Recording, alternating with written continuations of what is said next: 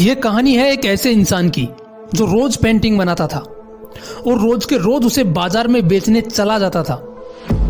वो अपनी एक पेंटिंग को 700 रुपए में बेचकर आता था और ऐसे करके वो हर महीने 21,000 रुपए कमा लेता था। उसका गुजारा अच्छे से चल रहा था और ऐसे करते करते उसे कई साल निकल गए। अब उनकी एज इतनी हो चुकी थी कि वो पेंटिंग करना उनके लिए मुश्किल हो गया और इसी वजह से पेंटिंग करते वक्त उनके हाथ कांपने लगते थे। उनका एक बेटा था जो अब बड़ा हो चुका था। उसने सोचा कि अपने इस पेंटिंग के हुनर को अपने बेटे को सिखा दूं, जैसे मुझे अपने पिताजी ने सिखाया था। फिर उसने अपने बेटे को पेंटिंग सिखाना शुरू किया और कहा कि बेटा मेरी उम्र हो गई है, अब से पेंटिंग तू करेगा और पेंटिंग कैसे करनी है मैं तुझे सिखाऊंगा, जैसे मुझे मेरे पिताजी अर्थात तेरे दादाजी ने मुझे सिखाया था। फिर उसने अपने बेटे को पेंटिंग सिखाना शुरू किया कि पेंटिंग कैसे होनी चाहिए, उसमें कलर कैसे भरते हैं, कलर मिक्सिंग कैसे करते हैं, पेंटिंग को अच्छे दामों में बेचते कैसे हैं। जब उसके बेटे ने पेंटिंग बनाना सीख लिया तो उसने अपनी पहली पेंटिंग बनाई और मार्केट में चला गया उसे बेचने के लिए। वो उसे 200 रुपए में बेचकर घर आया और अपने पिताजी को बताया तो उसके पिताजी बहुत खुश हुए कि उसके बेटे ने अपनी पहली पेंटिंग 200 रुपए में बेची। लेकिन उसका बेटा खुश नहीं था।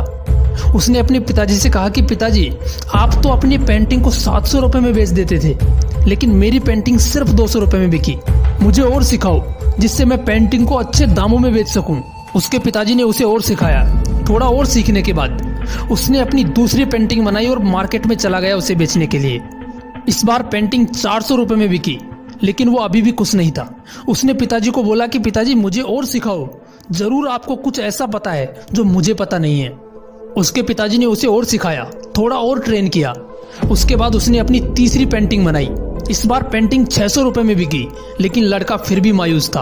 उसने अपने पिताजी को बोला कि पिताजी आपकी पेंटिंग तो 700 रुपए में बिकती थी, जरूर मेरी पेंटिंग में अभी भी कुछ कमी है, अभी भी आपको पेंटिंग के बारे में कुछ ऐसा पता है जो मुझे पता नहीं है, मुझे थोड़ा और सिखाओ।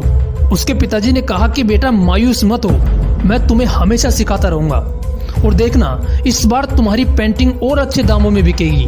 थोड़ा और सीखने के बाद उसने अपनी चौथी पेंटिंग बनाई और बेचने के लिए मार्केट चला गया।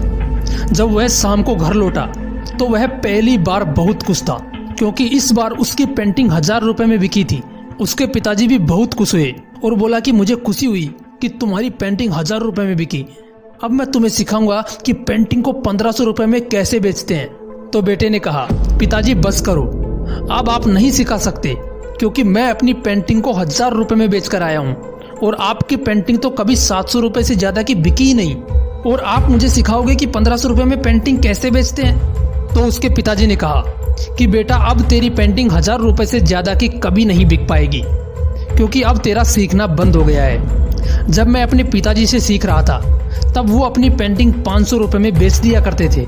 एक दिन मैंने पेंटिंग 700 रुपए की बेची और मैंने भी यही गलती की जो आज तू कर रहा है। मैंने भी सीखना बंद कर दिया था और उस दिन के बाद मेरी पेंटिंग कभी 700 रुपए से ज्यादा की नहीं बिकी, क्योंकि मैंने भी अपने पिताजी को यही बोला था और सीखना बंद कर दिया था।